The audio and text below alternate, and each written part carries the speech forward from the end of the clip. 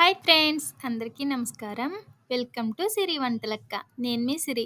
ఈరోజు మన వీడియోలో ఈజీ రెసిపీ అనమాట. కొత్తగా పెళ్ళైన వాళ్ళైతే మంచి మంచి ఇలాంటి చిన్న చిన్న రెసిపీస్ నేర్చుకొని ఇంట్లో వాళ్ళని మంచిగా ఇంప్రెస్ చేసేయొచ్చు.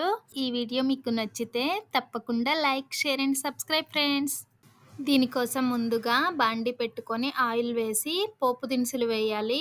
పోపు దినుసులు లైట్‌గా ఫ్రై అయిన తర్వాత మనం నిలువుగా కట్ చేసి పెట్టుకున్న ఉల్లిగడ్డ, పచ్చిమిర్చి వేసి ఉల్లిగడ్డ, పచ్చిమిర్చి మంచి కలర్ వచ్చే వరకు వేగిన తర్వాత కొంచెం అల్లం పేస్ట్ వేయాలి. అల్లం పేస్ట్ కూడా పచ్చి వాసన పోయిన తర్వాత కొంచెం పసుపు వేసి కలుపుకొని మనం ముందే కట్ చేసి పెట్టుకున్న వంకాయ ముక్కలు కూడా వేయాలి.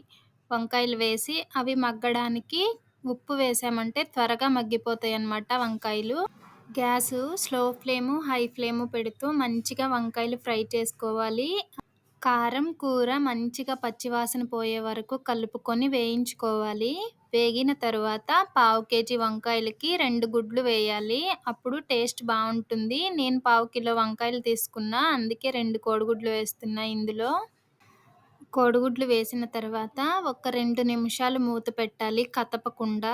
తర్వాత తీసి కూర మంచిగా కలిసేలాగా కలుపుకొని ఫ్రై చేసుకున్నామంటే టేస్ట్ అయితే చాలా బావుంటుంది. ఇది చపాతీలోకైనా, రైస్‌లోకైనా సూపర్ కాంబినేషను వంకాయ ఎగ్ కర్రీ. పొద్దున్నే పిల్లలకైనా సరే హడావిడి లేకుండా లంచ్ బాక్స్ ఈ కర్రీతో ప్రిపేర్ చేసి పెట్టామంటే బాక్స్ ఖాళీ చేసి తీసుకురావాల్సిందే.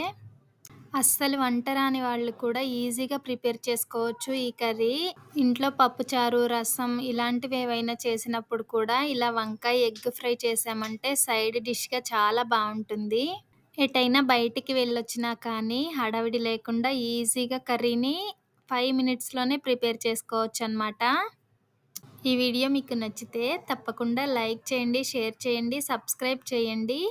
రేపు ఇంకో మంచి వీడియోతో మళ్ళీ కలుసుకుందాం. By bye friends.